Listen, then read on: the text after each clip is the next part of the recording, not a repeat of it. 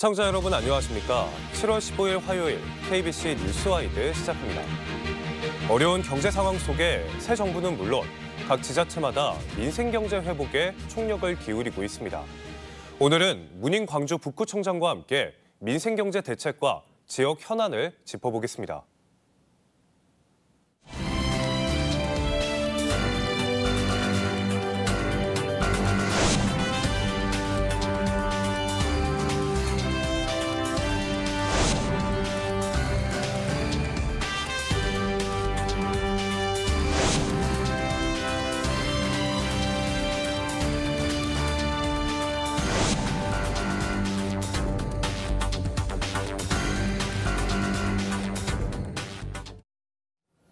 네, 구청장님 안녕하십니까? 네, 안녕하십니까?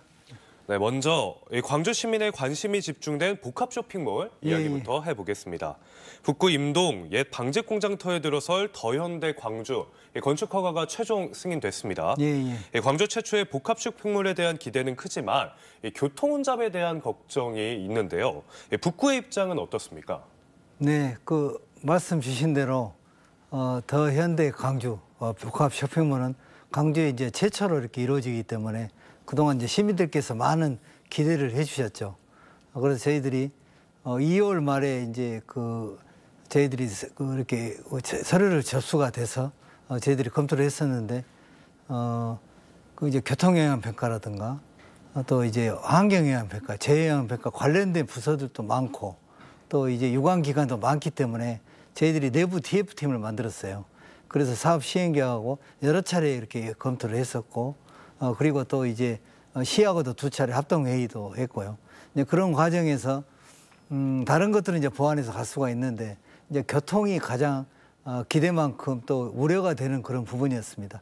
잠깐 교통 문제를 살펴보면은 지금 우리 강정권 사거리에서 이것은 우리 광주의 도심 중에서 가장 하루 교통량이 많은 13만 대가 넘는 구간입니다.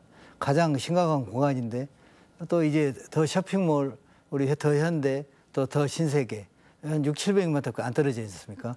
또 주변에 광채권 재개발 5,000세대, 또 더 현대 뒤에 4,300세대, 또 주변에 예호사고 있는 반경 2km 내에 교통 영향이 미치는 그런 유발 요인들이 있는 또 이런 대규모의 아파트 계획들이 시를 통해서 16,000세대가 또 이렇게 개발 계획이나 또 개발을 하고 있기 때문에 그러면은 이제 완전히 교통이 제일 혼잡한 데에다가 또 이제 제일 복잡한 곳으로 이렇게 몰려 있지 않습니까? 그래서 이런 문제를 어떻게 풀어나갈 것이냐. 시에서는 이제 대자보 정책으로 지하철, BRT, 자전거 도로 이렇게 주장해서 일부 차량을 통행하는 도로하고 이렇게 제시를 했습니다만은 이제 지하철만 이야기를 한다면은 지하철도 지금 시작해도 최소한 7~8년, 32년, 33년 빨리 해도 그런데 이제 더 현대 준공 시기는 27년 말이지 않습니까? 근데 이런 공백 기간이 또 있고 또 이제 어쨌든 또 BRT도 지금 광천권 사거리에서 강주천까지 거기가 제일 도로가 지금 8차로 구간이지 않습니까? BRT가 1.5차로 잡아먹기 때문에 또 3차로가 없어지고 그래서 이제 이런 공사 기간이나 이런 부분을 잘 운영하지 않고 또 지하철이 신속히 이루어지지 않는다면은 굉장히 이 광천권 사거리 이 거리는 완전히 교통 마비가 되는 거죠. 그래서 이제 이런 부분들을 가지고 차량 빨리 신속히 지하철이 돼야 하고 BRT 시기나 이런 부분도 다시 재검증해야 하고 그래서 이런 부분들에 대한 저희들도 염려가 되니까 전남대학교 공업연구소의 하태준 교수님께 실증 검증 영역을 맡겼습니다.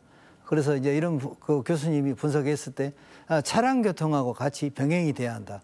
그 내용을 잠깐 여러 가지 22개 시책을 내놨습니다만은 그중에 주요한 걸 이야기하면 강주천 도로도 좀 확장을 해야 하고 그다음에 광천 사거리도 입체화가 필요하고 그리고 무엇보다도 양쪽에 많은 쇼핑몰과 이렇게 아파트가 대단히가 들어서기 때문에 빗골로하고 이어지는 그 도로가 필수적이다. 이제 이런 내용들로 해서 안을 해서 저희들이 6월 18일 날 건축 허가를 이렇게 무등 경기장에 필요한 것들은 사업 시행자가 이렇게 조건부를 한다고 하니까 그들이 하면서 어쨌든 총괄적으로 책임을 지고 있는 광주시에 준공 전까지 이런 교통대책을 이렇게 그 확실히 하도록 저희들이 공문을 띄웠습니다. 네. 네, 시간이 촉박하다 보니 무엇보다 신속한 대응이 중요할 것 같은데요. 예. 예, 광주와 인근 지역 소비자들을 빨아들일 대형 복합 쇼핑몰 조성으로 예. 지역의 상권은 타격이 우려되고 예. 있습니다. 이 소상공인 보호 대책은 어떻게 준비되고 있습니까? 이제 복합 쇼핑몰이 대규모가 들어서면은 1차적으로 소상공인의 주변에 있는 데가 굉장히 이제 그 매출이 감소가 될 거 아닙니까? 그리고 또 전통 시장도 많이 타격이 있을 것이고 어쨌든 지역 경제 생태계가 많이 흔들릴 가능성이 높은 거죠. 그래서 이제 우리 북구는 소상공인 상생 방안으로 미리 저희들이 검토를 했습니다만은 이렇게 그 같이 업종도 좀 분리시켜야 할 것이고 또 업종이 분리되지 않는다면은 또 이제 그 서로 납품이라든가 협업하는 그 부분들 또 상생 기금을 만들어서 여러 가지 다각적인 상생 방안들이 만들어져야 할 것 같고요. 그리고 진짜 이런 부분들은 상생 방안은 광주시에서 어쨌든 복합 쇼핑몰에 대한 총체적인 지도 감독권과 시행권을 갖고 있기 때문에 거기서 지금 광주시의 복합 쇼핑몰 상생 협의회를 지금 운영하고 있습니다. 거기서 광주시 그리고 사업 시행자 소상공인들하고 정말 머리를 맞대고 정말 상생할 수 있는 방안들을 같이 연구를 해야 합니다. 그래서 저희들 북구에서는 저희들도 최선을 다하겠지만은 저희들이 그 대규모 점포 이렇게 승인 전, 그러니까 상권 승인에 또 북구청이 있습니다. 거기 전까지 구체적인 실질적인 협의안을 내놓도록 그렇게 시에다가 공문을 저희들이 제출을 했거든요. 그래서 어쨌든 소상공인들이 상생할 수 있는 방안들을 북구에서 노력하고 있다는 말씀을 드립니다. 네, 지역화폐 이야기도 해보겠습니다. 광주자치구가운데 가장 먼저 북구가 지역화폐 발행에 나섰습니다. 어떻게 운영할 건지 소개해 주시죠. 네, 작년에 이제 그 전국 자치구에서 최초로 저희들이 생활안정지원금이라 해서 우리 생활 취약계층에게 10만 원씩 35억을 이렇게 발행을 했었는데 굉장히 그 동네 식당, 동네 이렇게 가게, 뭐 슈퍼, 음식점에 많이 사용이 돼서 80% 정도 썼기 때문에 지역이 선순환되는 효과를 봤었거든요.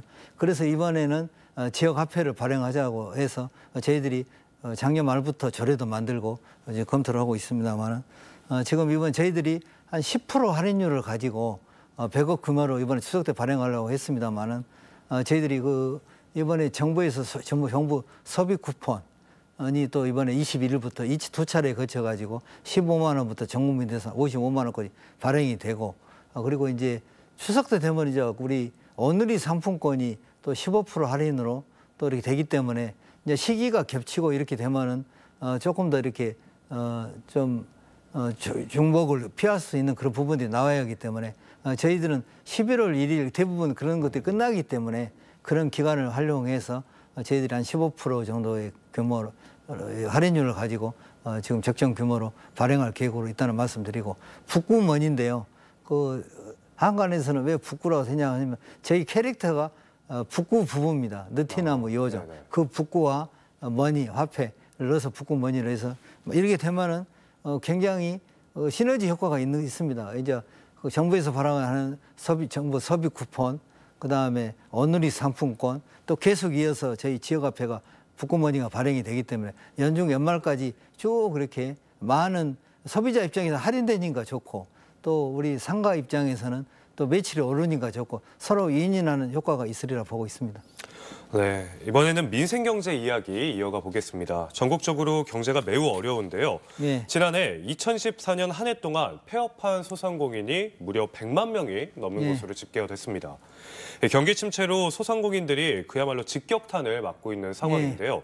북구는 어떻게 지원하고 있습니까?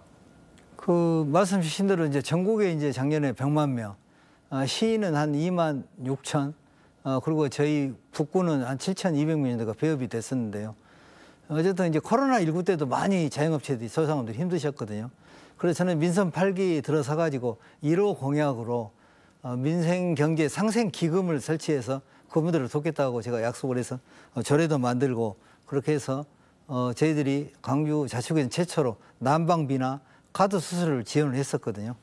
그리고 지금 우리 북구만이 한 5년 연속 금융 지원들, 그러니까 그 산무 특례보증, 무담보, 무이자, 무보증 이런 것들 계속 지금 해오고 있고요. 그 다음에 이제 많이 어려운 정말 저신용 소상공인들을 위해서 미소금융에 대한 그런 또 지원책도 저희들이 강구하고 있고, 또 이제 골목 상권에 대한 또 이렇게 상장가치 지원도 많이 해가지고 이제 이런 기반을 토대로 해가지고 저희들이 작년에 스마트 빌리지 그런 사업도 선정이 되고 해서 한 12억 특별교부서도 받고 정부로부터 그리고 그 소상공인 대회에서도 행안부 장관도 받고 해서 실적들이 많이 있습니다. 그래서 지금 그런 돈으로 지금 이제 매출을 올리기 위해서는 뭐 지역화폐도 있습니다만 스스로 이렇게 할 수 있는 스마트 빌리지 사업 중에 신성장 소상공인 센터인데 지금 우리 KBC에서 하고 있는 이제 라이브 커머스 같은 거를 소담스퀘이 지원을 받아서 기술을 받아서 저희들이 진행을 해서 실제 매출을 많이 올릴 수 있는 스마트한 골목 경제를 만들기 위해서 노력하고 있다는 말씀을 드립니다.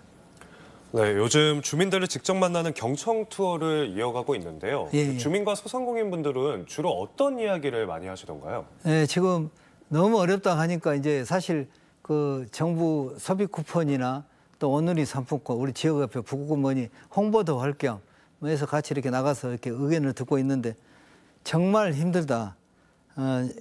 지금 그 말씀들을 많이 해주고 계시고. 네네. 아무래도 직접 현장에서 들어보시면 하루하루 버티기가 힘들다. 그리고 지금 물가나 이런 것들이 너무 올랐기 때문에 인건비도 안 나온다. 또 이렇게 그 전기료나 이런 것도 운영비도 어렵다는 말씀들을 너무 많이 해주고 계십니다. 그래서 이런 부분들에 대한 현장 직접 지원 안내 방법이라든가 또 이제 아까 말씀드린 정부 소득 교환, 오늘이 상품권, 북구머니에 대한 또 이렇게 지원 방책들을 또 이야기해서 같이 의견도 나누고 있고 어쨌든 우리 북구에서 많은 지원 시책들을 하고 있는데 그런 부분들을 많이 중점적으로 홍보를 하고 있습니다. 네, 골목골목 경청 투어를 하면서 정부의 소상공인 3대 경영부담 완화 사업에 관해서 특히 열심히 알리고 계신데요. 어떤 내용일까요? 그러니까 우리 이재명 대통령 정부 들어서 가장 먼저 출발한 소상공인 대책이 3대 지금 경감 사업인데 경영 부담을 완화하는 사업들입니다. 그 첫 번째가 부당 경감 크레디트인데 이거는 매출 3억 원 이하 되신 분들이 전기료라든가 보험료, 4대 보험료 이런 부분들을 그 50만 원까지 최대한 지원받을 수 있는 거고요. 그다음에 비즈 플러스 카드는 지금 이렇게 저소상공인들, 저신용 이런 분들에게 1,000만 원까지 지원하는 크레딧 카드로 해주는 그런 제도이고, 그다음에 배달, 택배 그런 그런 부분에서도 지금 매출 3억 원 이하 분들, 소상공인 분들께서 지금 30만 원까지 지원을 받을 수 있는 그런 대책입니다. 이것도 저희들이 그 홍보를 많이 해주고 있거든요. 그래서 지금 14일부터 첫 번째, 두 번째는 14일부터 지금 신청이 들어가기 때문에 이걸 많이 활용해 주셔서 도움이 되시면 좋겠습니다. 네, 북구는 자치구 단위에서 나서기 어려운 해외 시장 개척에도 열심입니다. 지난 5월 저희 뉴스와이드에서 광융합 무역촉진단 파견 계획 미리 소개해 주셨는데요. 이후 어떤 성과가 있었습니까? 네, 올해는 그 6월 1일부터 6월 8일까지 저는 이제 한 나라만 갔습니다만 이제 하노이하고 방콕 광융합산업진흥회하고 무역촉진단을 만들어서 거기서 지금 1,750만 불이니까 실계 우리나라 돈으로 한 240억 정도 12개 기업들과 가서 이렇게 실제 실계약 약정계약을 맺고 왔고 거기서 또 하나 특이한 것은 거기 현지 합작범위를 만드신 분들 계셨어요. 그 현지 지원도 하고 그다음에 방콕에 또 이렇게 스마트 시티에 실증 사업하는 업체가 스마트 가로등 2개 업체가 있었습니다. 거기도 현지를 방문하고 델타 중진공도 방문해서 지원하고 그래서 그런 효과들이 굉장히 많았다는 말씀을 드리고 이제 이런 부분들이 실적이 많은 것은 3개월 이상을 그 현지 바이어 통해서 현지 기업들과 우리 북구 기업들하고 서로 사전 매칭을 충분히 하는 겁니다.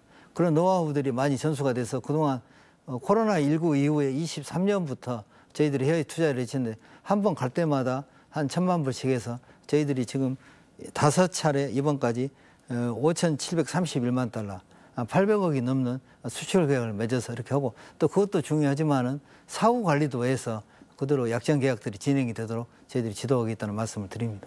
네, 올해 하반기에도 해외 시장 개척단을 파견할 계획인데 이번에 어떤 국가를 찾아가게 됩니까? 또 이 참여 기업들을 위한 지원책들은 어떤 게 있는지 설명해 주시죠. 이번에는 이제 말레이시아를 그동안 한번 안 갔거든요. 말레이시아는 아세안 국가 중에서도 세 번째로 소비력이 강한 나라입니다. 네. 그래서 이제 생활 소비재 제품들인데 코트라 한국무역진흥공사의 도움을 받아가지고 저희들이 나갈 계획인데 가서 지금 그 나라도 굉장히 10개 정도를 저희들이 지금 선정하려고 하는데 이제 충분히 그 나라에 우리나라 제품이 맞는가를 서로 매칭 작업을 하는 거죠. 그래서 이제 다 맞아 떨어졌을 때 그때 가서 계약서를 체결하기 때문에 준비를 충분히 하고 선정된 업체에 대해서는 저희들이 현지 바이오 매칭 1:1 상담뿐만 아니라 온라인몰도 지원합니다. 그래서 대형 쇼핑몰도 입점을 시키고 온라인몰도 이렇게 해서 그런 부분들 같이 해나가고 있고 그리고 어쨌든 항공비나 통역비 이런 부분들이 지원을 하기 때문에 많이 이렇게 이용해 주셔서 지금 내수 경제가 너무 어렵기 때문에 중소기업들은 정말 해외 진출을 원하고 있습니다. 이런 부분에 지자체들이 우리 북구뿐만 아니라 광주시 또 다른 기초단체에서도 많이 참여를 해서 중소기업의 등을 두드려주는 지원하는 역할이 됐으면 좋겠습니다. 저희들도 최선을 다하겠습니다. 네, 민선 8기 4년 차에 접어든 만큼 광주 북구가 그동안 추진해온 주요 정책들의 성과를 짚어보겠습니다. 네, 북구는 광주 5개 자치구 가운데 인구가 가장 많습니다. 65세 이상 노인 인구도 15%가 넘는데요. 복지 지원을 필요로 하는 인구도 많을 수밖에 없을 것 같습니다. 이런 가운데 북구는 포용 복지도시 실현을 목표로 하고 있는데 어떤 정책들을 펴고 있습니까?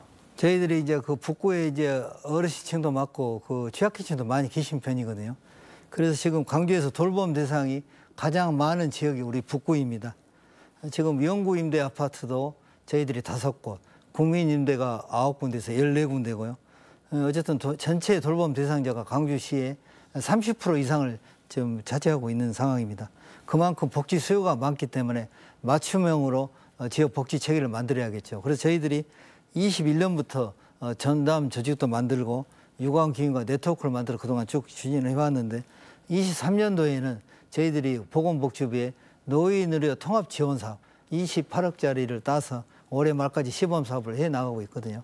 그래서 그런 사업들을 해나가고 또 재가의료급여 사업, 또 재택 양한방, 또 재택의료 시범사업 이런 것들을 같이 동시에 해서 북구만이 특화된 그런 사업들을 해오고 있거든요. 그래서 작년에 저희들이 노인의료 통합지원사업 지역의료 분야 중에서 여기서 저희들이 제 1등을 저희들이 1위를 차지했고요. 그다음에 한방 그런 노인 돌봄 의료 돌봄 사업에서도 최우수으로 실적들이 굉장히 많다는 말씀드리고 올해는 어르신 노인 또 장애인뿐만 아니라 영유아 또 우리 한부모 또 아동까지 확대해가지고 한 분도 소외되지 않는 그런 북구 복지도시를 만들기 위해서 노력하고 있다는 말씀을 드립니다. 네, 최근 이재명 대통령의 공약과 관련된 기본사회 시책들도 추진하고 있는데요. 어떤 시책들인지 소개해 주시죠. 어쨌든 우리 북구뿐만 아니라 모든 국민은 기본적인 삶을 누릴 수 있는 권리가 다 있습니다. 그래서 우리 북구에서는 주거, 돌봄, 또 의료, 교통 분야의 기본사회 정책을 선도하는 그런 시책들을 지금 추진하고 있는데요. 먼저 주거 문제부터 사회주택이라 해서 저희들이 청년주택을 지금 추진하고 있는데 지금 LH하고 협약을 맺어서 지금 60호는 금년 10월 달에 저희들이 개소할 계획이고 또 96호는 2027년까지 있으면 청년 도약 주택이라고 해서 거기를 청년들이 입주를 하게 되면은 좀 그전에 청년주택과는 틀립니다. 지금 커뮤니티 센터라든가 헬스케어 그런 부분이 확보된 완전히 거점 최신의 그런 곳이라서 굉장히 지금 활성화되어 있을 것 같고 지금 입주자에게는 10년간 입주권이 보장이 되고 또 월 200만 원 이렇게 보증금 최대 200만 원까지 지원이 되면서 여러 가지 시설도 이용해서 굉장히 LH와 지자체가 좋은 모델로 지금 이어지고 있다는 말씀을 드립니다. 그리고 다른 분야에서 아빠 육아휴직 장려금이라 해서 아빠들의 그런 돌봄을 뒷받침할 수 있는 90만 원을 최대 지원을 해주고 또 아이만 교통지원 사업 이건 생후 24개월 자녀를 둔 가정에 저희들이 48만 원 교통 바우처를 지급하고 있고 그리고 맞벌이 한부모 가정이 돌봄에 따른 아픈 아이 병행 동행 서비스 이것도 추진하고 있어서 이렇게 분야별로 우리가 취약한 그런 기본 사회를 만드는 그런 정책들을 펼쳐나가고 있다는 말씀을 드립니다. 네, 이재명 대통령의 또 다른 공약, 이 전국민 주치의 제도도 시범 운영할 계획이죠. 예, 이 예. 어떤 방식으로 추진되고 있습니까? 전국민 주치의 제도는 이재명 대통령 공약 중에서도 가장 핵심적인 공약입니다. 그동안 여러 정부에서 시도를 했습니다만 계속 실패한 건데 이게 그 내용은 국민 누구나 지역 내 의사와 밀접하게 연결돼서 건강 관리를 할 수 있는 건데 단골 의원 또 단골 약국 그렇게 중심으로 해서 우리 동네 1차 의료 체계를 구축하는 것이거든요. 그래서 현재 북구는 전국민 주치의 제도 시범 사업을 추진하고 있습니다. 지난 6월에 저희들이 지금 의사회라든가 치과의사회, 지역에 있는 한의사회 등 건보공단, TF팀을 구성했고 1차 의료 중심 주치의제를 정책 모델을 하고 지금 용역에 착수를 해서 지금 이번 주 금요일 날 서울에 경험이 많으신 교수님들 그리고 1차 의료 전문가 또 뭐 의사협회 또 이제 의료 생협이라 해서 그 이렇게 협동작업을 하신 경험 있는 분들이 오셔서 패널을 참여해서 건보공단과 함께 심포지엄을 할 거거든요. 그래서 거기에 이제 실행 전략이라든가 제도 방향을 논의하게 됩니다. 그러면 그것이 확정이 되면은 9월부터는 또 사업을 추진해야 하기 때문에 실제 실행할 수 있는 이런 국민 주치 추진단도 신설하고 6개월간 시범 사업을 통해서 이제 저희들이 또 이제 보완하고 또 아마 그 담당하신 그 복지부나 국정기획위원회 참여하신 분들이 전국 확산 부분을 검토할 것 같습니다. 네, 또 북구에는 전남대와 지스트 등 이 고등교육기관과 연구시설이 밀집해 있지 않습니까? 예, 예. 때문에 청년들 인구도 많은데요. 청년들이 머무는 도시를 만들기 위한 정책으로는 어떤 것들이 있습니까? 네, 우리 북구는 말씀 주신 대로 지스트 전남대도 포함해서 6개 대학이 있거든요. 청년들이 가장 5개국에서 많은 보유하고 있고요. 그래서 그 민선 7기 들어서 가지고 일단은 제도권을 참여하기 위해서 청년 친화도시 조례도 만들고 그리고 이제 거기에 이제 청년 네트워크라든가 청년 정책 조정위원회 또 시민참여예산제 청년분과 여러 개 이런 것들을 만들어서 청년들을 제도권에 와서 같이 의견들을 맞추도록 그 기반을 넓혀왔고요. 그리고 2020년도에 저기 북구 청년센터를 저희가 개소를 했는데 이름이 청춘일학이라는데 여기서는 이제 면접 트레이닝이라든가 심리 상담이라든가 여러 가지 그 다양한 프로그램을 운영하고 있습니다. 지금 온라인, 오프라인으로 이용하는 숫자가 작년에도 22만 명이 넘어섰거든요. 전국에서 가장 핫한 우리 청년센터가 아닌가 생각이 듭니다. 그리고 이제 최근에 6월 달에 광주 청년 일자리 스테이션 용봉이라 해서 거기서 청년 취창업 또 이렇게 그 컨설팅 또 이렇게 커뮤니티 걸로 청년 복합 플랫폼인데 이 공간을 만들어서 굉장히 많은 분들이 지금 이용하고 계시고 특히 이제 구직 단념하는 청년님들이 오셔서 청년 도전 사업에 저희들이 많이 전국의 최다로 저희들이 보유를 하고 있거든요. 이런 사업들을 통해서 그 구직이라든가 창업에 또 역할이 된다는 말씀드리고 또 주변에 우리 중흥동 쪽을 로컬 크리에이트 거리로 만들어서 청년의 거리로 만들고 있고 지금 LH의 연구임대 빈 공실들을 청년 상가로 19군데를 만들어서 실제 청년들이 창업 공간에 둥기를 들면서 더 이렇게 활기차게 나가고 있다는 말씀을 드립니다. 네, 이제 마무리 질문 드리겠습니다. 민선 8기도 1년이 채 남지 않았습니다. 많은 성과들로 구청장님은 민선 9기 광주시장 후보군으로도 언급되고 있는데요.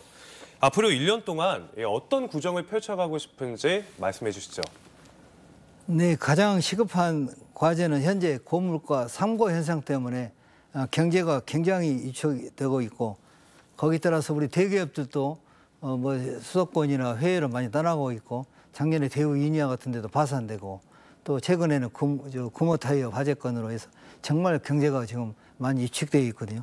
그러니까 청년들이 일자리가 없으니까 떠나고 또 인구는 많이 빠져나가죠. 지금 금년 5월 달에 우리 광주도 140만이 21년 만에 붕괴가 됐습니다.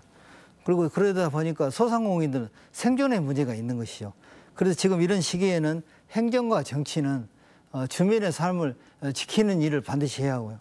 작은 변화라도 실질적으로 체감될 수 있는 정책을 수립해서 실행하는 것이 가장 시급한 과제라고 생각이 됩니다. 또 이제 새 정부가 출발했기 때문에 그동안 지역의 현안 사업들 또 이제 대통령께서 후보실에 공약했던 사업들을 국정과제에 이제 뭐 행정기관뿐만 아니라 제 국회의원 모든 분들이 노력해서 정말 그동안 너무 힘들었지 않습니까? 정말 국정과제 많은 부분들이 또 이렇게 반영이 돼서 우리 광주가 또 이렇게 발전이 되고 또 전남과 상생하는 그런 그 시대가 될 수 있도록 같이 노력을 해야 할 것 같습니다. 저도 이제 남은 1년이 됐습니다만은 구정의 모든 분야에 제가 이제 이런 실용적 정책에 집중을 해서 든든한 버팀목이 될 수 있도록 최선의 노력을 다하겠다는 말씀을 드립니다. 네, 오늘 이야기는 여기서 마무리하겠습니다. 지금까지 문인 광주 북구청장과 함께했습니다. 구청장님 고맙습니다. 네, 감사합니다.